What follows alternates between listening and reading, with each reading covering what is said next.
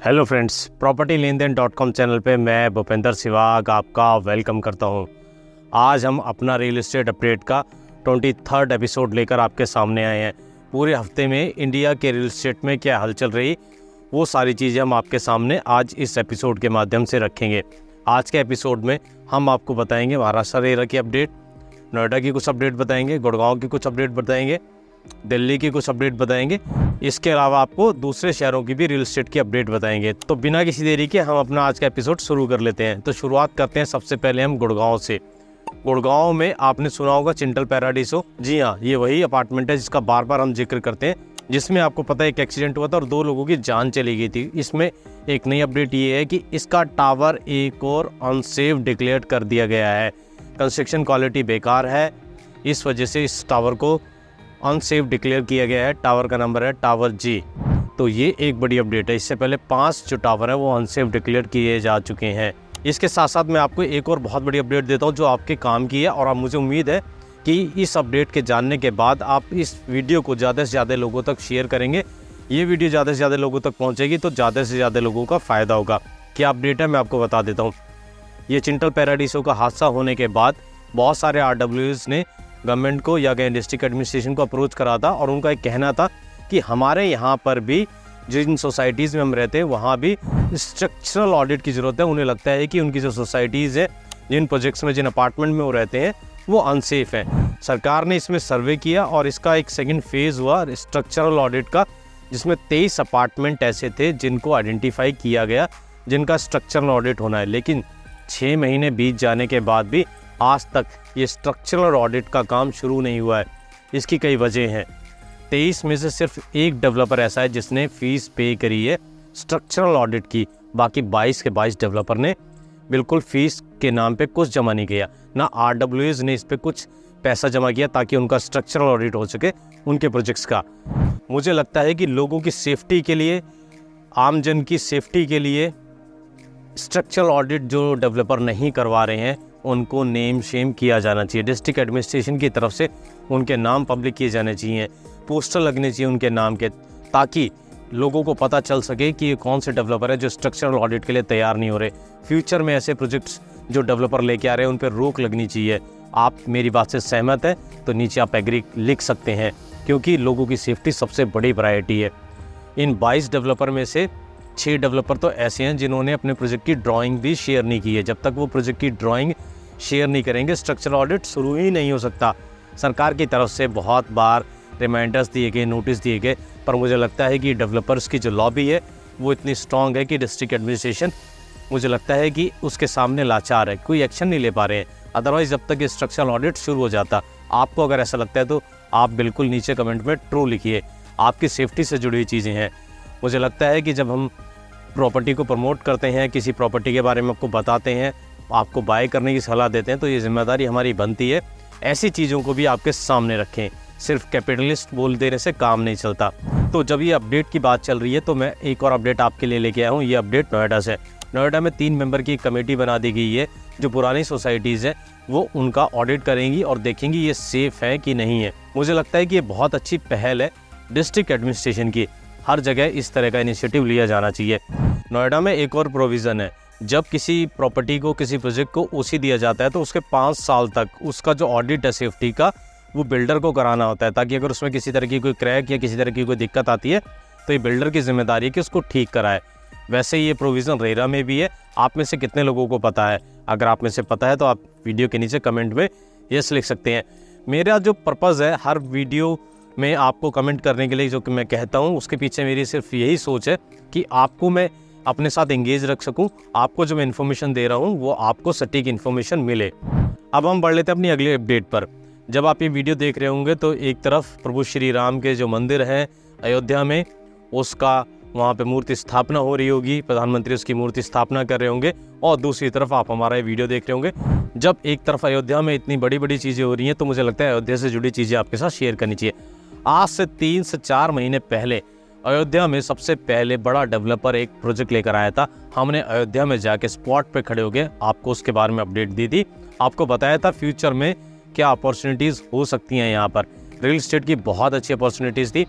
शायद किसी और चैनल पे अभी तक आपको अयोध्या की रियल पिक्चर भी देखने को नहीं मिली होगी। तो हमने 4 महीने पहले आपको इसके बारे में अपडेट कर दिया था। और अभी हाल फिलहाल में बॉलीवुड के महानायक श्री अमिताभ बच्चन जी हैं, उन्होंने भी वहाँ पर प्रॉपर्टी बाय की है। मेरा कहने का सिर्फ मतलब ये है कि आपको सही चीज़ों को देखना है, सही चीज़ों को बाय करना है। अब बात गुड़गांव की कर लेते हैं। मैंने पिछले दिन एक शॉर्ट वीडियो बनाया था, उसमें बताया था कि 3 से 4 अफोर्डेबल सोना में आ रहे हैं। तो कई लोगों का ये कहना था कि अब गुड़गांव में तो आएंगे नहीं अफोर्डेबल, तो अब सोना में ही हमें खरीदने पड़ेंगे। तो आपकी जानकारी के लिए मैं बता दूं, 1 या 2 अफोर्डेबल गुड़गांव में भी आने वाले हैं। वो कौन से अफोर्डेबल हैं, क्या अफोर्डेबल हैं, कब आएंगे, उसकी डिटेल जैसे ही अफोर्डेबल लॉन्च होंगे आपको मिल जाएगी। हाँ, उसमें अगर मैनेजमेंट कोटा में अगर आप जाना चाहते हैं, उसमें समझना चाहते हैं, तो आपको स्क्रीन पे एक नंबर दिख रहा है, उस पे अफोर्डेबल लिख के हमें व्हाट्सएप कर देना है। हम आपके साथ चीज़ें शेयर कर लेंगे, बता देंगे कैसे आप उसमें मैनेजमेंट कोटा में अगर जाना चाहें तो जा सकते हैं। अब हम बढ़ लेते हैं अपनी अगली अपडेट की तरफ। अगली अपडेट हमारी है सुपरटेक ग्रुप से। सुपरटेक के जो चेयरमैन हैं, जो एमडी हैं, अरोड़ा हैं मिस्टर, उनको 30 दिन की इंटरिम बेल मिल गई है हेल्थ ग्राउंड्स पे। और दूसरी तरफ ईडी ने उनकी जो बेल है उसको चैलेंज भी किया है। मैं इस बेल के बारे में, इस चीज़ के बारे में इसलिए चर्चा कर रहा हूँ क्योंकि बहुत बड़ा ग्रुप रहा है अपने आप में ये। इन्होंने करीब अब तक लोगों को 80,000 फ्लैट डिलीवर्ड कर चुके हैं, बना के दे चुके हैं। 20,000 फ्लैट्स इनको और डिलीवर्ड करने हैं। तो उस कंपनी का जो हेड है, अंदर जाता है बाहर जाता है, उससे 20,000 लोगों के घर जुड़े हुए हैं, उनका मसला जुड़ा हुआ है, इसलिए उसके बारे में बताना मुझे लगता है ज़रूरी है। साथ में कोर्ट की तरफ से कहा गया है कि उनको 24 घंटे, जो एमडी हैं जिनको बेल मिल रही है, इंटरिम बेल मिल रही है, 24 घंटे अपना मोबाइल फ़ोन ऑन रखना है। सुबह शाम जो उस केस से जुड़े आईओ हैं उनको जो अपनी लोकेशन है वो लाइव सेंड करनी है। तो कोर्ट ने बहुत सारी रिस्ट्रिक्शन लगाई हैं और वो दिल्ली एनसीआर छोड़ के नहीं जा सकते, ये भी कहा है। मैं इन सब चीज़ों की बात इसलिए कर रहा हूँ क्योंकि बहुत बड़ा ग्रुप रहा है। 1988 में ये ग्रुप बना था और 1988 के बाद इन्होंने काफ़ी काम किया। नोएडा में भी, गुड़गांव में भी काफ़ी इनके अपार्टमेंट है, काफ़ी अंडर कंस्ट्रक्शन है, कुछ इनके प्रोजेक्ट्स जो हैं वो उस तक भी हैं। अब हमारी अगली अपडेट ये है कि एक और डेवलपर है, लिस्टेड प्लेयर है, नाम है अनंतराज डेवलपर। जी हाँ, इन्होंने QIP के थ्रू 500 करोड़ रुपए रेस किए हैं। इनके 3 प्रोजेक्ट आ रहे हैं, 3 या 4 प्रोजेक्ट इनके आ रहे हैं। एक प्रोजेक्ट गुड़गांव में आ रहा है, एक तिरुपति में आ रहा है, एक प्रोजेक्ट दिल्ली में आ रहा है। गुड़गांव में जो प्रोजेक्ट आ रहा है वो 63A में आ रहा है, आप सब लोगों को पता ही होगा। इन्होंने करीब 1,000 करोड़ रुपए की इन्वेस्टमेंट का प्लान बनाया है अलग अलग प्रोजेक्ट्स में। और तिरुपति की अगर बात करें आंध्रा की, तो वहाँ पर इनका अफोर्डेबल प्रोजेक्ट आ रहा है। जी हाँ, हम इनको जानते हैं कि एक लग्जरी डेवलपर है, लग्जरी प्रॉपर्टी बनाते हैं। दिल्ली में भी इन्होंने कई प्रॉपर्टी बनाई है, बट आंध्र प्रदेश के तिरुपति में ये अफोर्डेबल प्रोजेक्ट लेकर आ रहे हैं। और उस प्रोजेक्ट की जो कीमत है, उसमें अपार्टमेंट की जो कीमत है वो मात्र 20 लाख रुपए या उससे भी कम है। अगर डेवलपर को गवर्नमेंट की तरफ से इंसेंटिव्स मिलें और लैंड सस्ती मिले, मुझे लगता है कि गुड़गांव में और हरियाणा में बहुत स्कोप है अभी अफोर्डेबल्स का। लोगों को भी बहुत डिमांड है और डेवलपर्स भी लाने के लिए तैयार होंगे अगर उनको उसमें मार्जिन बचता हो। अगर 20 लाख से कम में वो तिरुपति में आपको फ्लैट दे सकते हैं, तो मुझे लगता है कि वो फ्लैट वो यहाँ भी बना सकते हैं अगर उनको गवर्नमेंट की तरफ से उनको इंसेंटिव्स मिले या उनको लैंड चीप मिले। वो तो सरकार को देखना होगा कि लोगों को कैसे सस्ती दरों पे घर उपलब्ध कराने हैं। जब सरकार की बात चल रही है तो हिमाचल गवर्नमेंट ने भी एक बहुत अच्छा इनिशिएटिव लिया, जो वहाँ विडोज़ हैं उनके लिए एक स्कीम लेके आई है, उनको घर बनाकर दिए जाएंगे। अब बात दिल्ली की कर लेते हैं। दिल्ली में डी मार्ट आपने नाम सुना होगा। जिस तरह आपने रिलायंस के फ्रेश देखा है, आपने मोर देखा है, आपने वॉलमार्ट देखा है, उसी तरह डी मार्ट भी है जो आप रिटेल स्टोर होता है। उन्होंने 108 करोड़ रुपए का रिटेल स्पेस बाय किया है दिल्ली के रोहिणी सेक्टर 22 में। जी हाँ, आपको डी मार्ट का स्टोर रोहिणी के सेक्टर 22 में दिखाई देगा। ये एक बहुत बड़ी चीज़ है। और सबसे बड़ी चीज़ इसमें सीखने के लिए मिस्टर दमानी है, जिनका ये डी मार्ट ग्रुप है, वो उसी पैटर्न पर चल रहे हैं जिस पैटर्न पे मैकडोनल्ड चल रहा है। मैकडोनल्ड जो अपने रेस्टोरेंट चेन चलाता है, वो प्रॉपर्टी बाय करता है, उस पर अपने रेस्टोरेंट चलाता है। इसी तरह मिस्टर दमानी है, वो भी प्रॉपर्टी बाय करते हैं, उसके ऊपर अपने स्टोर खोलते हैं। तो साथ के साथ वो रियल एस्टेट में भी इन्वेस्टमेंट कर रहे हैं। और अक्सर आपने सुना होगा रियल एस्टेट में बड़ी बड़ी इन्वेस्टमेंट की उनकी खबरें आती रहती हैं। ये चीज़ें मैं आपके साथ इसलिए शेयर कर रहा हूँ क्योंकि जो बड़े लोग हैं जिन्होंने पैसा कमा रखा है, जो SNIs हैं, अल्ट्रा रिच हैं, वो भी रियल एस्टेट में कितना झुकाव रखते हैं और वो भी रियल एस्टेट में कितना इन्वेस्टमेंट करते हैं। ये सब जो बड़ी बड़ी डील्स होती हैं, इनको बताने का मेरा जो पर्पज़ होता है वो यही होता है कि आपको पता लगे कि हाँ, जो बड़े लोग हैं, जो दूसरे लेवल पे लोग बैठे हैं, वो रियल एस्टेट में कितना इन्वेस्टमेंट करते हैं। अब मैं आपको अगली अपडेट पर लेकर चलता हूँ। अगली अपडेट है लैंड से जुड़ी हुई। 97 के करीब डील्स हुई हैं 2023 में, जो बिल्डर्स ने लैंड बाय की है अलग अलग, और 2700 एकड़ के करीब ज़मीन उन्होंने अलग अलग बाय की है। इसमें से जो टॉप 10 डील हुई है लैंड की, वो आपकी स्क्रीन पे सामने आप देख सकते हैं किस किस शहरों में कहाँ पर कितनी लैंड डेवलपर्स ने बाय की है। हमारे जो पुराने एपिसोड्स हैं उसमें हमने आपको बताया भी है कि इस डेवलपर ने यहाँ पे लैंड बाय की, इस डेवलपर ने यहाँ पे लैंड बाय की। अक्सर मैंने गोदरेज की चर्चा की है, एक्सपीरियन की चर्चा की है, कई डेवलपर्स के बारे में आपको बताया। तो वही लैंड की जो डील है वो करीब 97 हुई है। अगर 2022 की बात करें तो 82 के करीब लैंड की डील्स हुई थी और 2200 एकड़ लैंड बाय की गई थी। अब हम अपनी अगली अपडेट पे बढ़ लेते हैं। अब बात कर लेते हैं हेलन फैमिली की। हेलन फैमिली रियल एस्टेट में बड़ा नाम है, रियल एस्टेट के स्टॉक्स में इन्वेस्टमेंट करते हैं। इन्होंने 1-2 नहीं बल्कि 8 से 10 अपार्टमेंट खरीदे हैं और 108 करोड़ रुपए में इन्होंने ये अपार्टमेंट बाय किए हैं। पूरी फैमिली ने 7 से 8 अपार्टमेंट बाय किए हैं, तो एक साथ ये अपार्टमेंट बाय किए हैं। 108 करोड़ 110 करोड़ रुपए की ये डील हुई है। रियल एस्टेट में इन्वेस्टमेंट कर रहे हैं, कहाँ से रहे, स्टॉक से। तो बहुत सारे जो यंग लोग हैं जो हमसे मिलते हैं, जो प्रॉपर्टी बाय करते हैं, वो बताते हैं हमने स्टॉक से पैसा बनाया, ये पैसा हम बना के और रियल एस्टेट में डाल रहे हैं। तो मेरा तो आपसे सिर्फ यही कहना है कि आप सारी की सारी अपनी जो इन्वेस्टमेंट है वो रियल एस्टेट में ना डालें। आप अपनी इन्वेस्टमेंट को डाइवर्सिफाई रखें। आप कुछ रियल एस्टेट में इन्वेस्टमेंट करें, कुछ स्टॉक्स में करें, कुछ आप गोल्ड में कर सकते हैं, फिक्स्ड डिपॉजिट भी करें, ताकि अगर आपको इमरजेंसी में फंड्स की ज़रूरत हो तो आप उसको जल्दी से जल्दी लिक्विडेट कर सकें। ऐसी इन्वेस्टमेंट भी आप ज़रूर करके रखें। बहुत सारे लोग मैंने ऐसा देखा है कि वो अपनी सारी की सारी इन्वेस्टमेंट रियल एस्टेट में झोंक रहे हैं। ऐसा ना करें, और या फिर वो स्टॉक्स में अपनी इन्वेस्टमेंट पूरी की पूरी डाल रहे हैं। अपनी सेविंग्स भी रखें, इमरजेंसी में कभी भी ज़रूरत पड़ सकती है। अब हम अगली अपडेट पे बढ़ लेते हैं। एक सर्वे हुआ है रिच और अल्ट्रा रिच के ऊपर। उस सर्वे में बात निकल के आई है कि 24 यानी 2024 में 71% रिच और अल्ट्रा रिच ऐसे इंडियंस हैं जो इन्वेस्टमेंट रियल एस्टेट में करना चाहते हैं और रियल एस्टेट में भी वो लग्जरी प्रॉपर्टी में इन्वेस्टमेंट करना चाहते हैं। तो इससे ये इंडिकेशन मिलता है कि 2024 में लग्जरी प्रॉपर्टी बहुत अच्छा करने वाली है। इसके एग्जांपल आपके सामने है। अभी डीएलएफ का लॉन्च हुआ था, उससे पहले गोदरेज का लॉन्च हुआ था। कितना अच्छा उन्होंने किया और वो प्रोजेक्ट सारे के सारे सोल्ड आउट हो गए। तो मुझे लगता है कि ये 2024 रियल एस्टेट के लिए भी अच्छा जाने वाला है। जब भी हमारे एपिसोड्स में रियल एस्टेट की बात होती है, जब भी हम रियल एस्टेट की अपडेट देते हैं, उसमें ईडी का जिक्र हो, ऐसा हो नहीं सकता। ओशियन लाइफ स्पेस एक डेवलपर है, साउथ का डेवलपर है, उसके ऊपर ईडी की रेड पड़ी है, उन ग्रुप है। तो ईडी का एक ही अपडेट था, मुझे लगा आपके साथ इसको शेयर कर दूं।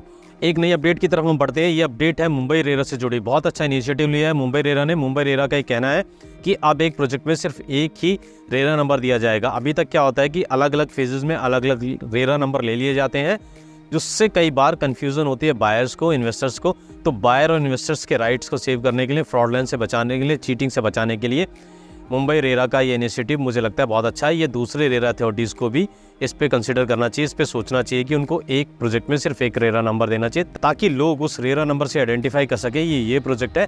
अलग अलग रेरा नंबर देने से कई बार कन्फ्यूजन हो जाती है और कई तरह की दिक्कतें और हो जाती हैं।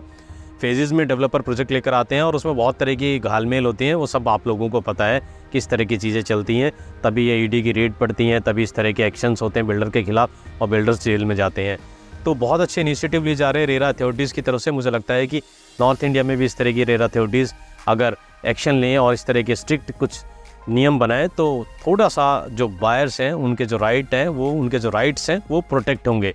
आप इससे सहमत हैं तो ज़रूर नीचे लिखिए यस।